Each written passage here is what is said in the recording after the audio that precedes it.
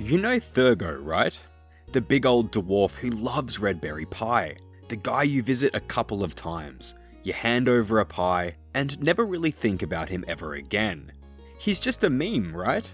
What if I told you that Thurgo isn't really funny at all? What if I told you he's one of the last survivors of a genocide? That the Redberry Pie he loves so much is a comfort food from his lost race, and a small reminder of what once was. That he is living in complete isolation, staring at the ocean from a shack, waiting for his entire bloodline to die with him. Old school RuneScape is filled with characters just like this, NPCs we walk past every day, characters we laugh at, teleport near, or use for a single quest, before forgetting they exist. But when you dig into the lore, from quest dialogue, from examined texts, you end up realizing something absolutely horrifying. These characters know things, and they have seen the full truth about Gielinor and the gods. They know more than anyone about past wars and what it costs to be a hero in this world. And all that knowledge is destroying them on the inside. This is the story of the broken legends, characters who have learnt too much or sacrificed too much, or were simply born into the wrong world at the wrong time. Chapter 1. Thurgo, the Lone Survivor. Let's start where we opened, with Thurgo. Most players know him from the Knight's Sword quest. You need him to forge a special blue-right sword, and he won't help you unless you bring him a Redberry Pie. It's kind of funny, dare I say cute. The game even leans into the goofiness. He's designed to look round, friendly, and a bit silly. But here's what the game doesn't tell you during that quest. Thurgo is an Imcando. The Imcando dwarves were the world's most renowned smiths, the greatest in Gielinor's history. They created the Shield of Arav, which is an extremely powerful artifact carried by the legendary hero Arav. They also forged the original sword of Sir Viven's family. This is a blade so masterfully crafted that it became a family heirloom for generations to come. And their techniques, well, they were secret and passed down from generation to generation, incorporating magic into the very metal itself. Any device created by the Imcando was nearly impossible to replicate. Their craft was art and created an enduring legacy. The Imcando once lived in a great city called Camdozel. Built beneath Ice Mountain, a thriving civilization of master smiths, most of whom followed Saradomin. They were scholars, artisans, keepers of knowledge that took centuries to perfect. But they were ultimately destroyed. During the early 5th Age, a faction of Fremennik launched the runecrafting crusade. This was a tireless campaign to exterminate anyone who used magic. This was bad news for the Imcando. Their entire smithing tradition was built on magical techniques. They experimented with golems and wove enchantments into steel. They were the perfect group to become a target. During the Below Ice Mountain quest, we learned that the Imcando believed their weapons and defenses were strong enough to repel such an invasion, but devastatingly enough, they were wrong. Camdozel was destroyed and the city fell. The Imcando were wiped out almost entirely. Today, the ruins beneath Ice Mountain stand as a frozen tomb and are now remembered as a monument to civilization that was systematically erased. Thurgo is one of 2 surviving Imcando dwarves left on the mainland in Gielinor. 2. That's right, 2. The other is Romano, the last remaining inhabitant still living in the ruins of Camdozel itself. He has never left the graveyard of his people. So let me say this again. Thurgo, the cute old dwarf who loves to eat pie, who lives in a tiny shack all alone and spends all of his days just staring into the ocean. What you are really looking at is a survivor of genocide. There are other descendants of the Imcando across the Western Ocean, down in Loverkench, in Camtorum, in Valamor. But they don't call themselves Incamdo anymore. The magical traditions were lost and their once great name now forgotten.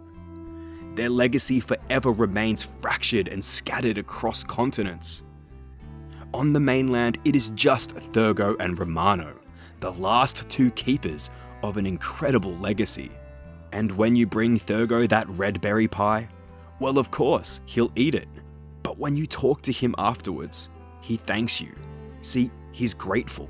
Because in his entire isolated existence, that small act of kindness, of receiving a pie from a stranger, is one of the few moments of connection he ever gets to have before he dies alone with his whole lineage and its forgotten legacy. So maybe next time you see Thurgo and hand him that pie, it might hit just a little different. Chapter 2: Drezel, the Abandoned Priest. If you've unlocked Mauritania, you've of course done Priest in Peril. You know the drill. Drezel is a monk imprisoned in the Paterdomus temple by Zamarakians. His mission is maintaining the sacred barrier that prevents the horrors of Mauritania from invading Misthalin. The quest frames this as a rescue mission. You free Drezel, Mauritania is accessible, quest complete. But let's think about what actually happened here. Drezel is the owner of the Paterdomus temple and the sole guardian of the most strategically important location in eastern Misthalin. This temple stands on hallowed ground, built on the exact site the 7 priestly warriors made their final stand over 800 years ago. The 7 priestly warriors were legendary temple knights who defended Misthalin and Ascania from Lord Drakan and his invading forces during the Misthalin-Mauritania War, around the year 1200 of the 4th Age. They held the line against hordes of vampires and werewolves, and during the final battle, they blessed the River Salve with the power of Saradomin, creating the holy barrier that prevents the creatures of Mauritania from crossing into Misthalin. 6 of them died in that battle. Only Evander Seergaze of Lumbridge survived the direct conflict, although he too would later die during a venture back to Mauritania. The Paterdomus temple was built in their honour. Their remains rest in the mausoleum beneath the temple. Drezel is ultimately the only one left to guard it all, alone. It's a sacred duty. The barrier those warriors created was held for centuries, but it does require a bit of maintenance and vigilance, and ultimately someone who understands the weight of what was sacrificed here. King Rold of Verok tells you at the start of Priest in Peril that it's been some days since he's heard from Drezel. And what does King Rold do about it? He sends you, a random adventurer passing through, to check on the situation. You are the one person sent to secure the temple that stands between Verok and a vampire invasion. When you arrive at the temple, you find that monks of Zamorak have completely taken it over. They control the ground floor, they control every level above it. They've captured Drezel and locked him on the 2nd floor. And not only that, they've done something far worse. They've poisoned the River Salve to corrupt the blessing. The Zamorakians occupying the temple are doing everything they can to break this barrier that is upholding over 800 years of protection.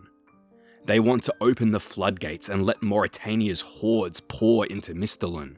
And Drezel, who is the one person that could be strong enough to stand in their way, is locked in a cell, powerless to stop them. But here's what makes it even worse. Where was the Church of Saradomin? Where were the White Knights of Falador?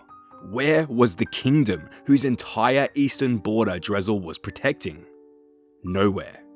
They did nothing, and King Rold didn't even know it had happened. He just noticed he hadn't heard from Drezel in a while, and thought, maybe I should send someone to check on that. And so, we find Drezel alone, completely cut off and surrounded by enemies, as if he was expendable. But here's where it becomes heartbreaking. Even after you rescue him, Drezel doesn't leave. He stays in the temple by himself, still trying to maintain the barrier and guard the tombs of the 7. In later quests, you return to Paterdomus, and Drezel is always there as the temple's sole protector. In one conversation, you can ask Drezel about Evander Seergaze and the history of the temple, and whether the warrior is truly buried there. This is where Drezel gets extremely defensive, and I dare say, almost angry. He refuses to discuss it. He says, "Servants of Saradomin are not concerned with trifling matters such as proof. We have our faith, and our faith guides us." When you press him further and tell him the lives of the people in Mauritania could depend on uncovering the truth, he finally relents. He gives you a key to a secret library in the mausoleum and says, "I pray you will never reveal this to me." Drezel knows that there are secrets buried in this temple. He knows the history isn't clean as the church claims, but he is, after all, a priest of Saradomin that is bound by faith, duty, and the weight of 800 years of tradition. He's caught between the truth and his beliefs, yet he still chooses to help.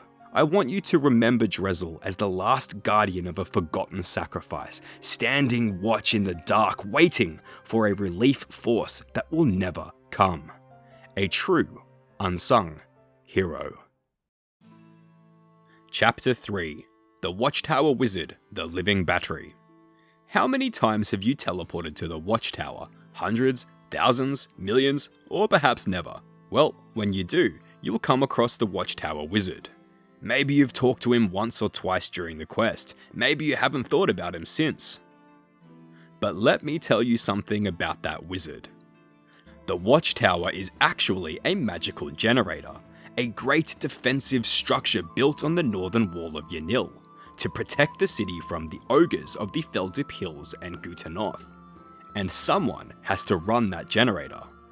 According to the Watchtower quest, the tower works by the power of magic, using an ancient spell designed to ward off ogres that has been in place for generations.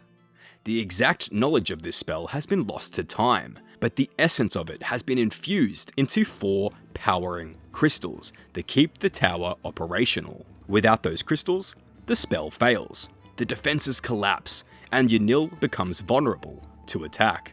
So during the quest, those crystals are stolen. The ogres take them and the defenses go down immediately. And the Watchtower Wizard? Well, he starts to panic. He says, oh my, what does it all matter in the end anyway? He's desperate because he knows what's at stake. He knows that without the Watchtower functioning, the city is exposed. The ogres are already pushing further into southern Kandarin. They've been spotted more frequently, the attacks are increasing, and if the tower fails completely, Yanille falls. So you help him, you recover the crystals, you restore the magical generator, quest complete. The Watchtower Wizard is overjoyed. Greetings, friend, I trust all is well with you. Yanille is safe at last, he says. And then, nothing. He stays there, on the top floor of the Watchtower, day after day, year after year, because someone has to manage the magical generator and ensure those crystals stay powered, that the spell keeps functioning, that the defenses never fail again. And that someone, well, unfortunately, is him. Because he's the only one who can do it, he can't leave, ever. The citizens of Yanille go about their lives, they walk past the Watchtower without a second thought. And above them, a wizard is standing loyally vigil, feeding his magic into a machine that keeps them safe. He's a hero, yes. He saved the city. He recovered the crystals. He restored the defenses. But because he succeeded, because he's so good at maintaining the Watchtower, the city no longer worries. They don't need to think about the ogre threat anymore. The defenses are working. Everything is fine. And so that poor wizard becomes invisible. And I dare say, taken for granted. When you walk past him after that quest, he's polite, grateful. He says, quote, "We are always in your debt, do come and visit us again." And he just gets on with it. He never gets to rest, there's no replacement, no one trained to take over, no backup plan if he fails. He is the failsafe, the last line of defense, the single point of failure. And the worst part? If you ask him if he has any more quests, if there's anything else you can do to help, he just says, and I quote, "More quests? No, indeed, adventurer. You have done us a great service already. He doesn't ask for help or complain about his duty. He doesn't beg for relief or a day off. He just accepts it.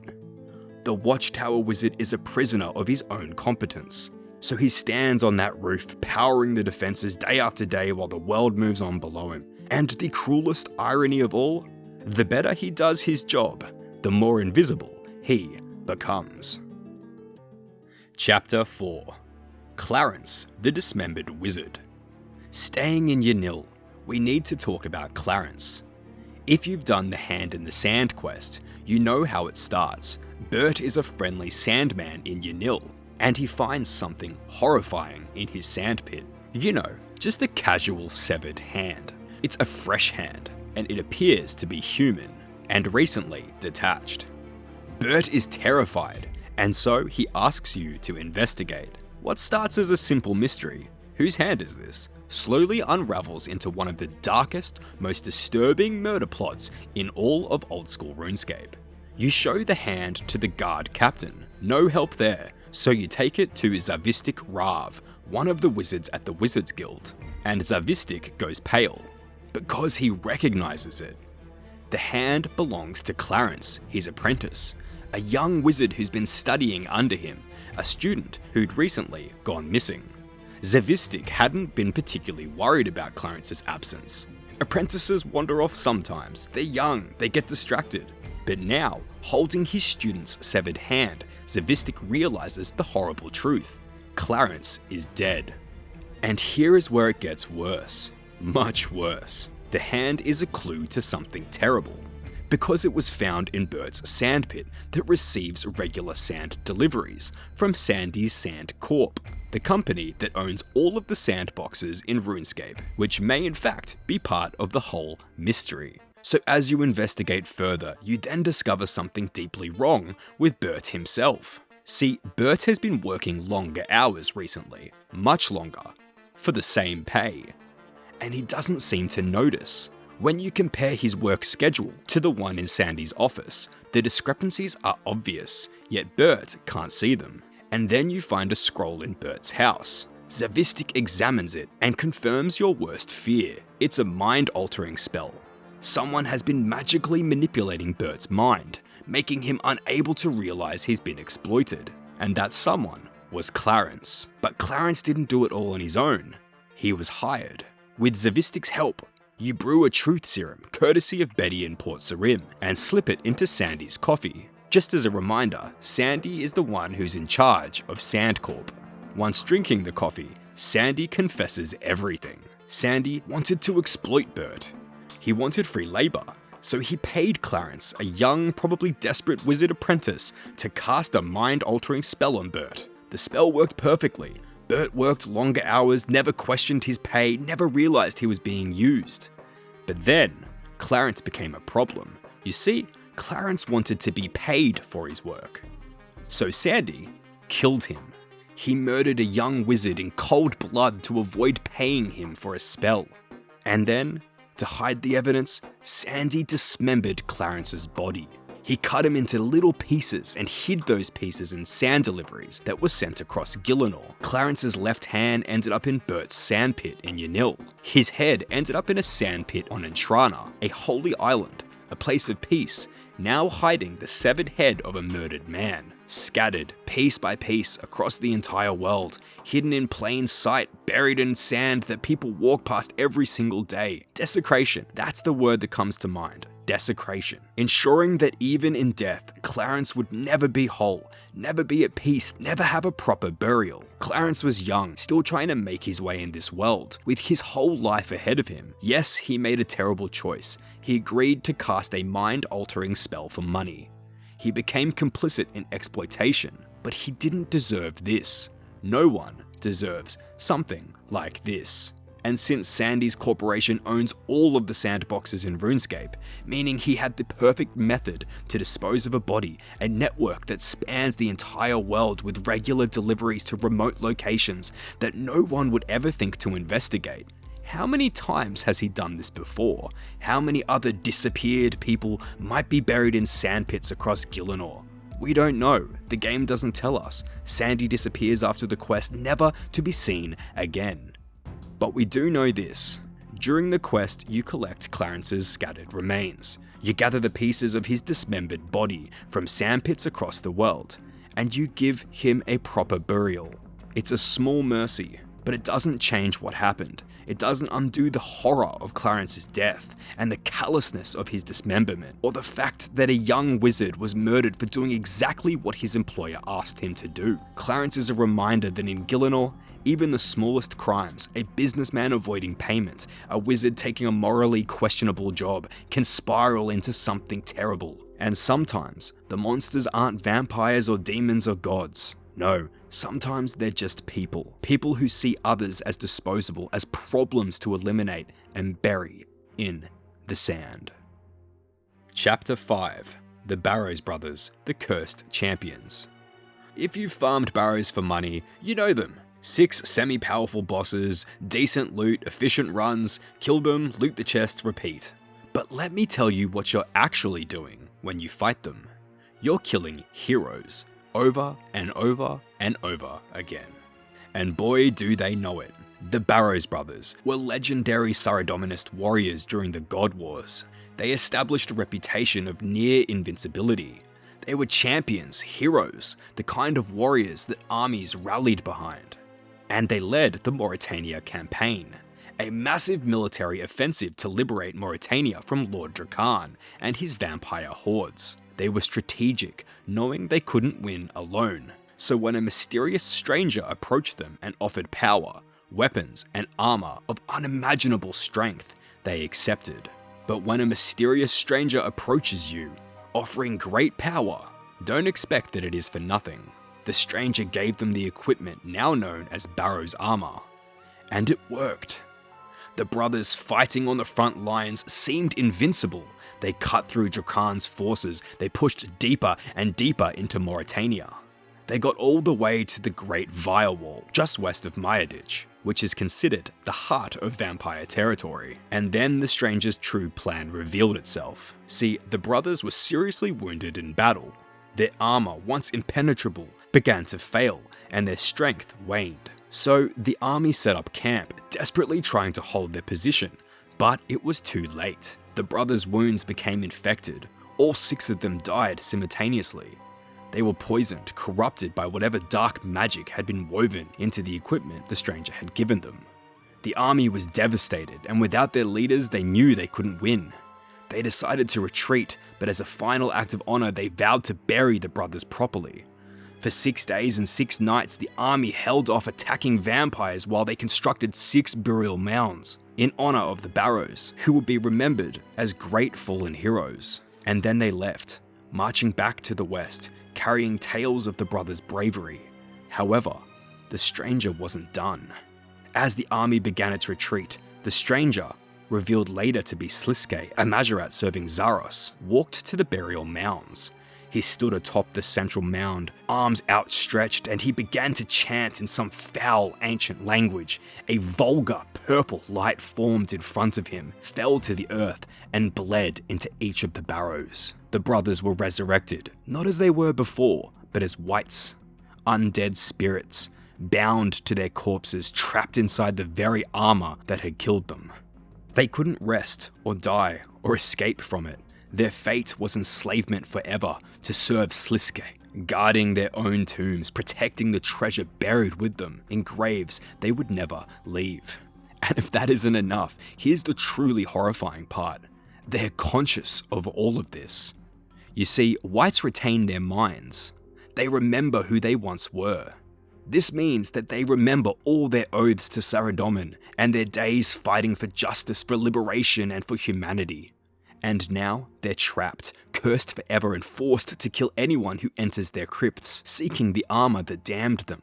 Darok the Wretched, once a mighty warrior, is now a withered corpse in cursed armor, swinging his great axe at you because he's forced to. Arim the Blighted, a mage who once wielded magic to protect, now casts spells to kill intruders in his own grave. Varak the Defiled, Guthan the Infested, Torag the Corrupted, Kirill the Tainted, even their names have been twisted and their legacies distorted into something evil. prisoners, forever trapped in a cycle of death and resurrection, forced to relive their worst nightmare over and over again. And we, the player, kill them hundreds of times, thousands of times, just for some loot. Chapter 6: Keldagrim Citizens, the Stolen Mines. Keldagrim is one of the most impressive cities in old-school RuneScape. A massive dwarven metropolis built into the mountains, founded millennia ago by magic-using dwarves who went underground to escape the God Wars. The city is divided by the river Keldar, rich Keldagrim West on one side, poor Keldagrim East on the other. And it's ruled by the Consortium, 8 powerful mining companies that replaced the monarchy roughly 500 years ago. Beneath that progress and that shining industry we all see is one of the darkest plots in the entire game: the Red Axe. See, the Red Axe is one of the largest, most influential mining companies in Keldagrim, with resources and political power. And of course, like every fall from grace, its director Hreidmar wanted more. His goal was to rule and conquer Keldagrim in the name of Zamorak. So Hreidmar forges a secret alliance with the gnomes of Arposandra. This is a hidden city of dark, cruel gnomes who specialize in biological experimentation. Not the kind of place someone you'd consider to be honorable would ever form an alliance with. It is assumed they taught him their techniques of experimentation, allowing him to transform living dwarves into something else entirely. Something we know as the Chaos Dwarves. Chaos Dwarves are twisted, corrupted dwarves that are mindless, violent monsters with charred bodies and hearts of chaos. Hreidmar used this tech to build an army. Dwarves went missing in Keldagrim. Rumours swirl in the taverns, especially in the poor slums of East Keldagrim. The Black Guard, Keldagrim's police force funded by the wealthy Consortium, mostly ignores these strange occurrences. After all, it's just whispers from the east side. Why waste time? There's only one Black Guard commander, Veldeban, who takes it seriously. He recruits you to investigate the disappearances and the Red Axe's shady dealings. Your search leads you deep into the Keldagrim mines, and to a secret Red Axe base. There, you uncover the horrifying truth: rows of Chaos Dwarves, an army of abominations created by this disgusting experimentation. Every single one of these monsters once had a life, once had a family most likely. This is where it gets even darker. The Red Axe knows that people will discover this plot, so they have a failsafe. An ogre shaman named Grunch. Grunch was found freezing to death on Trollweast Mountain. The Red Axe rescued him, and his sworn undying loyalty.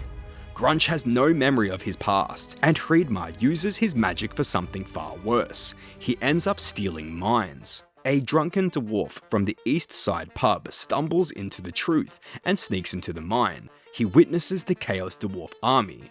Grunch catches him and erases his memories. The dwarf wakes up babbling nonsense and no one looks into it. And I don't blame them. No one would think that his mind has been stolen. And even you, the player, aren't safe. You infiltrate the base. You see the army for yourself. Grunch appears, chants his spell, and your memory is wiped clean. After this, no one takes you seriously. The truth? Gone. Just gone. They steal it from your mind. This is corporate dystopia at its core. The rich dwarves of Keldagrim West profit while the poor in the East vanish, kidnapped and transformed with their minds erased if they get too close. The Consortium keeps running the city, the steam engines churn, nothing to see here, life goes on. The plot is exposed yet unresolved. The Red Axe flee Keldagrim, their army intact. How many citizens were stolen, turned into Chaos Dwarves, their identities lost forever? Well, we don't know. The game leaves it all hanging. We just have to accept the fact that they're gone forever. Keldagrim's shining industry, its steam engines, its prosperity, it is built on something so very evil. Because in Keldagrim, if you're poor, if you're from the wrong side of the river, anything can happen to you. Chapter 7: The Experiments, the Twisted Creations. And talking about experimentation, let's have a look at some of the most horrific creations in Gielinor, the Experiments. If you've done the Creature of Fenkenstrain quest, you've been in the Experiment Cave. You've seen those strange creatures wandering in the darkness beneath the haunted woods. A disturbing wolf-human hybrid, a half-spider, half-human monstrosity, and a sheep-wolf creature that watches you with empty eyes. Those first two, they are literally people, or at least they were. And every single one of them is a victim of Dr. Fenkenstrain. To understand the experiments, you need to understand Fenkenstrain. He wasn't always the mad scientist living alone in a castle. He started as the castle physician, serving the lordship of the North Coast. This was a small human settlement that managed to survive in northern Mauritania through the protection of the Ring of Chaos, an artifact that was used to confuse the werewolves into thinking the humans were one of their own. The castle's master was Lord Rollegarth, the 15th Lord of the North Coast. But Fenkenstrain wanted to be more than just the Lord's doctor. When the vampires of Mauritania finally noticed the lordship in the late 5th Age, they surrounded the castle and demanded blood tithes. They took part in regular sacrifices of human blood to feed Lord Drakan's forces. With this, Fenkenstrain saw an opportunity. He convinced Lord Rollegarth that the vampires' hunger needed to be satisfied, and if they didn't provide tributes, the castle would be destroyed. So Rollegarth, desperate and afraid, began sending his people into the haunted woods, one by one. The Gardener Ghost tells you, and I quote, "Once, this castle were full of good folks, my friends. Fenky was just the castle doctor, you know, to the lord and the castle folk. I don't know what happened to them all, but one by one, they all disappeared." It is thought that once the vampires were finished with these lost souls, Fenkenstrain then experimented on them. When you enter the experiment cave, you find them, the results of Fenkenstrain's work. They are labelled as Fenkenstrain's failed experiments, which one can only assume means Fenkenstrain was trying to create something powerful, using the people of the castle, his patients, his neighbours, people who trusted him, as raw material for necromantic research. But here is the most disturbing detail. During the quest, when you need to get a key, you have to kill one of these experiments, because it has the key hanging around its collar. After you kill it and you take that key, if you try to attack it one more time, the game stops you. And it gives you this message. It says, you don't have the heart to kill the poor creature again. The game itself pities them. Even the mechanics acknowledge that these creatures aren't real threats, that they are just victims of a cruel, twisted doctor. They are not even aggressive. They don't attack on sight. They just kind of exist, wandering in the dark, trapped between what they were and what Fenkenstrain made them to be. But the tragedy goes deeper than that. Eventually, Rollegarth realized what Fenkenstrain had done. He realized that he had betrayed him and made a deal with the vampires to sell the castle's inhabitants in exchange for control of the castle itself. Rollegarth confronted Fenkenstrain and tried his best to stop him, and so Fenkenstrain killed him. Then he killed the remaining family members who discovered what he'd done. He sold Rollegarth's body, his own master, the man he'd served, to the Hare and Dog Tavern in Canifus as meat. You heard that right, as meat. And remember the Gardener Ghost, the loyal servant who spent years digging graves for all of the disappeared residents? Fenkenstrain sent him into the forest to dig one more pit. And when the Gardener wasn't looking, Fenkenstrain followed him and decapitated him with a spade. The Gardener Ghost now wanders the castle grounds, headless, still trying to serve, still trying to help. With everyone dead or turned into experiments, Fenkenstrain claimed the castle, and he continued his work. And those experiments are still down there, half human, half beast, unable to live as either, unable to die. The closest thing that you'll get to purgatory. Chapter 8. Zanik the God's Toy. Now, as we move forward, there is only one name that comes to mind, Zanik. If you've done the Dorgeshan quest series, you would know her. She's the cave goblin adventurer who becomes the first of her kind to ever see the surface world. She is brave, curious, idealistic, and becomes one of the player's closest allies. She's everything her people aspire to be: intelligent, thoughtful, questioning. See, the Dorgeshan evolved differently from surface goblins. They developed complex society, technology, scholarship. They're pacifists who value knowledge over war. Zanik being their brightest example. However, there's something wrong with Zanik. Something she doesn't understand. See, during the death to the Dorgeshan, after you give Zanik a tour of Lumbridge, she mentions something strange, a mark on her forehead, the symbol of Bandos, the god of war. She tells you she gained this mark after visiting Juna, the guardian of the Tears of Guthix. Juna told her that she'd been marked for a special purpose, that Zanik should return when the mark reappears to learn more about her destiny. Zanik doesn't think much of it. The Dorgeshan don't believe in gods. They have a pessimistic view of divine beings after millennia of being used as pawns by Bandos during the God Wars. So a mark from a god? It's strange, but not enough to raise alarm bells. Well, at least not yet. Not until Zanik suddenly dies. Yep, she dies, during the infiltration of the Ham hideout. She and the player are caught. The player is knocked unconscious, and when they wake up, they find Zanik's body. She's been tortured and killed, but the mark on her forehead is glowing.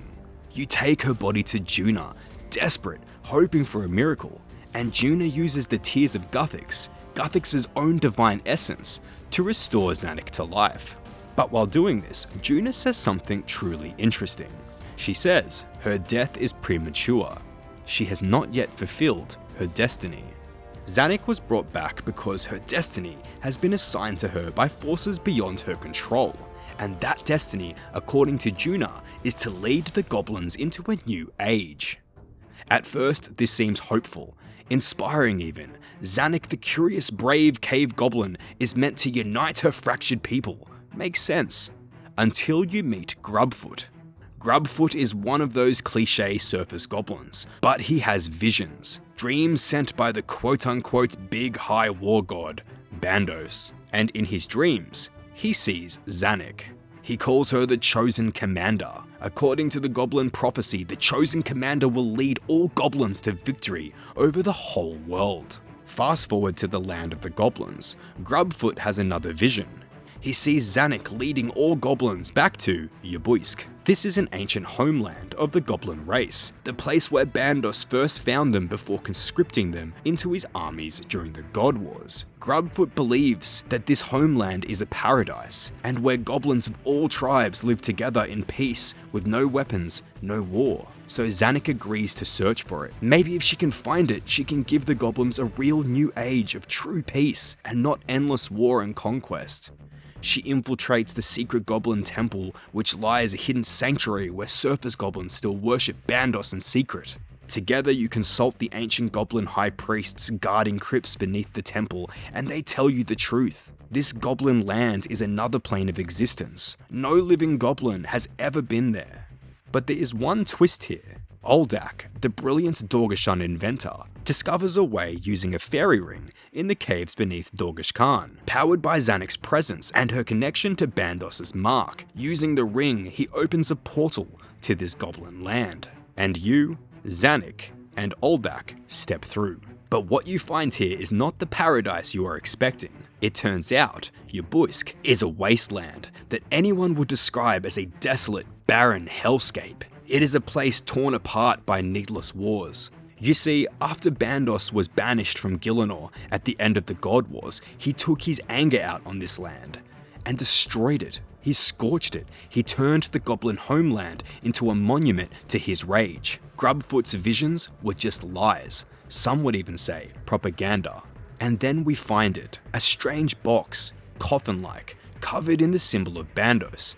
Zanik approaches it, opens it, and then she's sucked inside. The box seals shut. You can't open it. You can't free her. The portal back to Gielinor begins to close, and you and Oldak are forced to flee, leaving Zanik trapped in that box on a dead world. Her whereabouts are currently unknown. Zanik's entire life has been defined by forces beyond her control. She was marked by Bandos, brought back from death because her destiny wasn't complete, called the Chosen Commander, but in the end all she wanted was to find peace and to give her people hope. In the efforts to escape the prophecy, she was swallowed by it, and that purpose she thought was her own. It was always of a god's. Chapter 9. Veliaf Hurts, The Walking Graveyard. If you've done the Myrequis quest series, you definitely know him. He's the leader of the Mortmire division of the Myrequis, which is a resistance group fighting Lord Drakan's dominion over Mauritania. He's a bold and resourceful leader and a devout Saradominist, wearing steel plate armor bearing the Star of Saradomin. Though this story does not end with Veliaf being a great leader, the end of his story is very, very dark.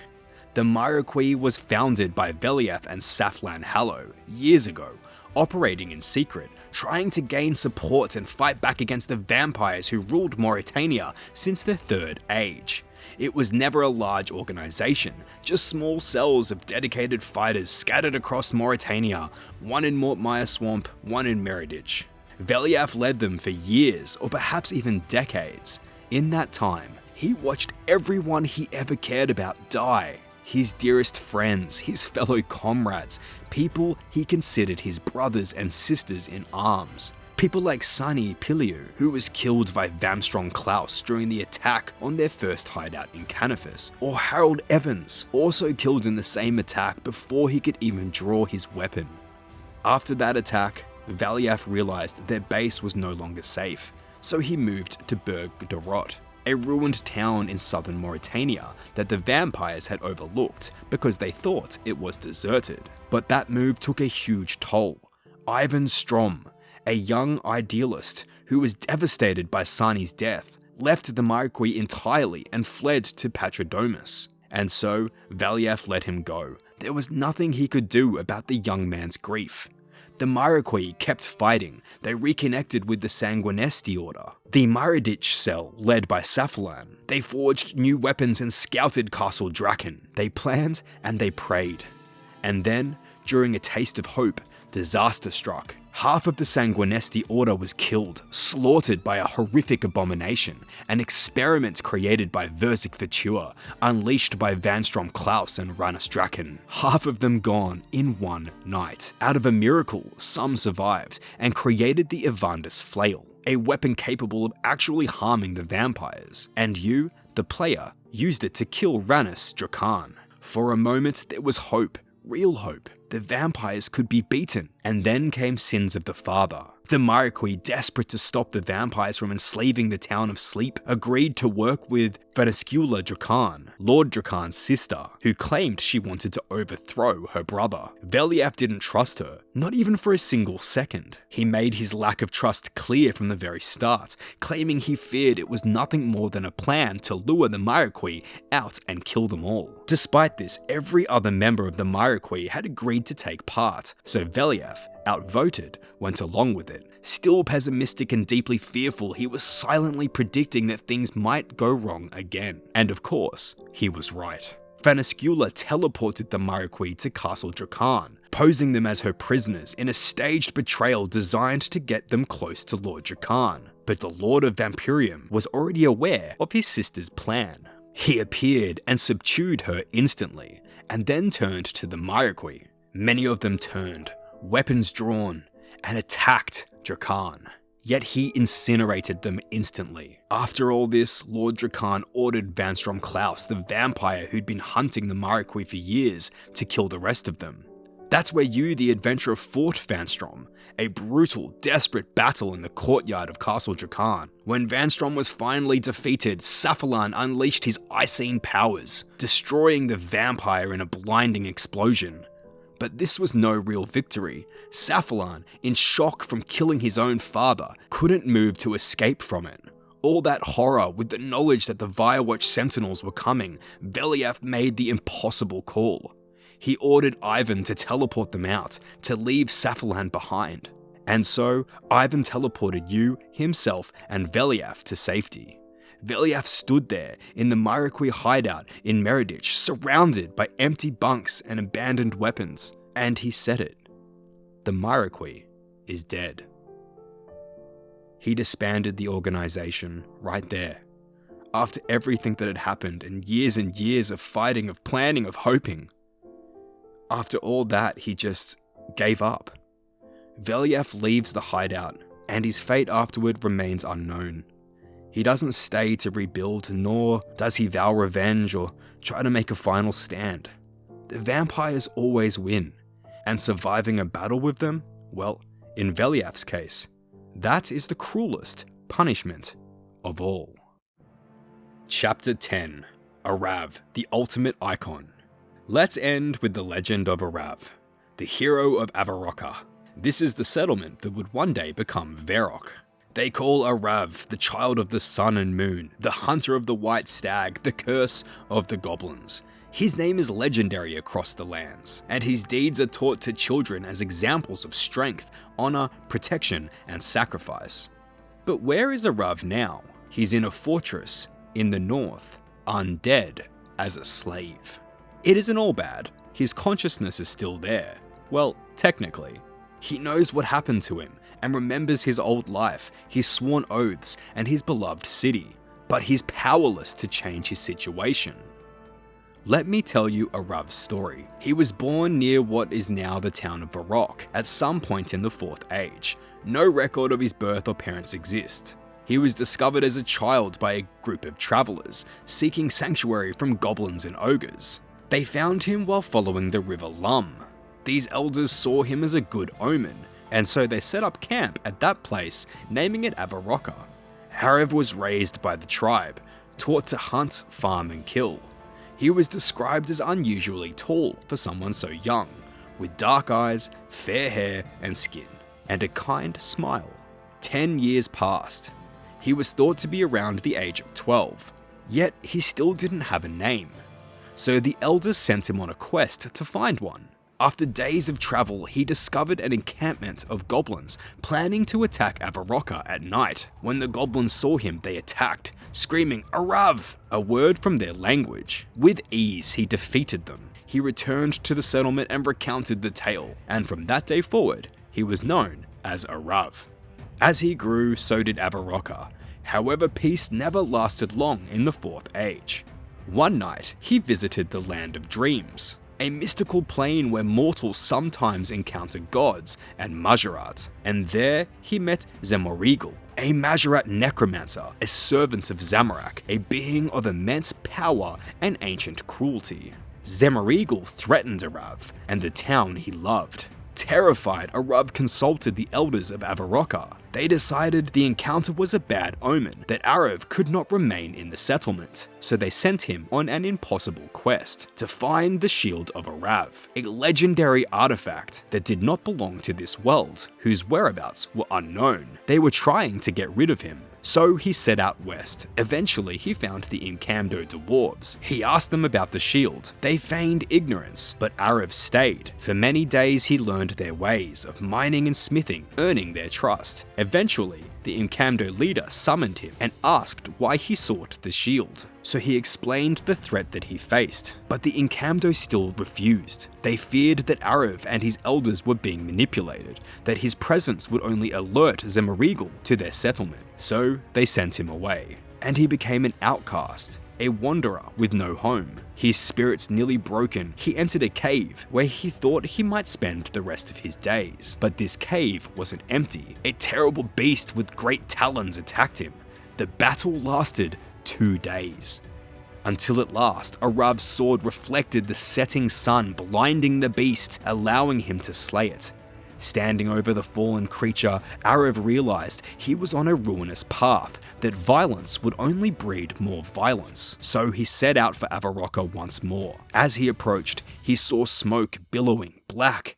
Avaroka had been burned to the ground. The goblins had destroyed the settlement while he was gone. However, Arav found some survivors just east of the ruins. He gathered the strongest men and prepared a counterattack. But before the assault commenced, he looked at his comrades, filled with rage, hungry for revenge, and realized the attack would only cause a perpetual loop of violence and suffering. So he took a stand, spoke to the goblins, and offered them peace. Surprisingly, they accepted.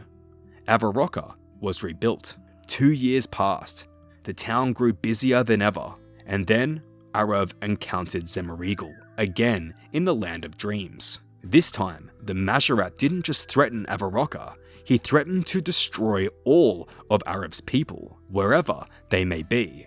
So he returned to the Encanto dwarves, desperate and begging, and this time, the chief relented. He gave him the Shield of Arav, the mystical artifact capable of channeling divine power. And so he returned to Avaroka and found an army massing to defend the town, and he presented the shield to the elders. At this moment there was brief calm. He rested and prepared for the conflict to come. As the sun rose and shadows stretched from one end of the horizon to the other, Zamoreagle's zombie army had arrived. The battle was bloody, brutal.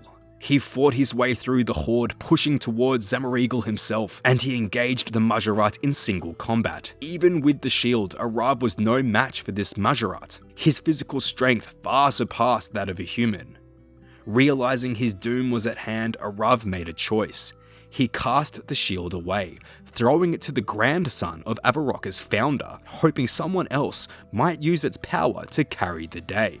Tendrils of oily smoke crept from Zamoreagle's hands, twisted around Arav, clutched him tight. For a few moments, Arav struggled. Then, he was still. Arav was dead.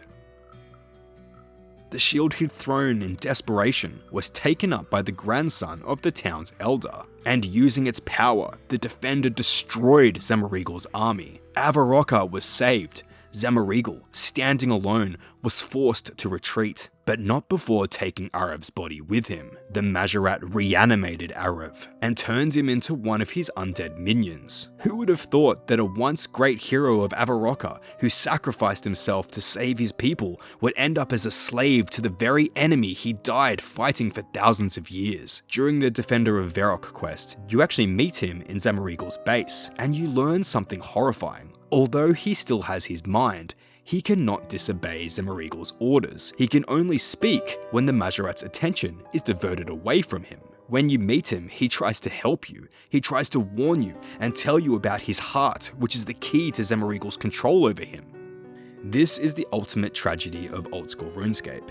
Even the greatest heroes fall, and the greatest legends we admire end up broken. Even the statues in RuneScape to honor those great heroes of the past hold terrible forgotten stories, until you come along to unveil them. And so, these are what I call the broken legends. Thurgo, the last of the Encanto, waiting for his lineage to die with him. Drezel, abandoned by the church, guarding a barrier for a kingdom that forgot him. The watchtower wizard, invisible on the rooftop, powering defenses no one thinks about. Clarence, murdered and scattered across the world like literal garbage. The Barrows brothers, cursed heroes killing intruders in their own graves for eternity. Keldagrim's citizens, used like lab rats and transformed into chaos dwarves because they were poor and disposable. The experiments, Fenkenstrain's victims wandering as abominations too pitiful to kill twice. Zanik swallowed by a destiny she never chose, trapped in a dead world. Veliaf Hurts, who led everyone he loved to their deaths then walked away into nothingness. And Arav, the hero of Varrock, enslaved for millennia by the enemy he died fighting. 10 tragedies that are all significant in their own way. So the next time you walk past an NPC, the next time you see a forgotten quest giver, a joke character, a monster you've killed 1,000 times, remember, they have a story. I hope you enjoyed the video. If you want more like this, please like and subscribe. I'll be back next week with another video. Thank you.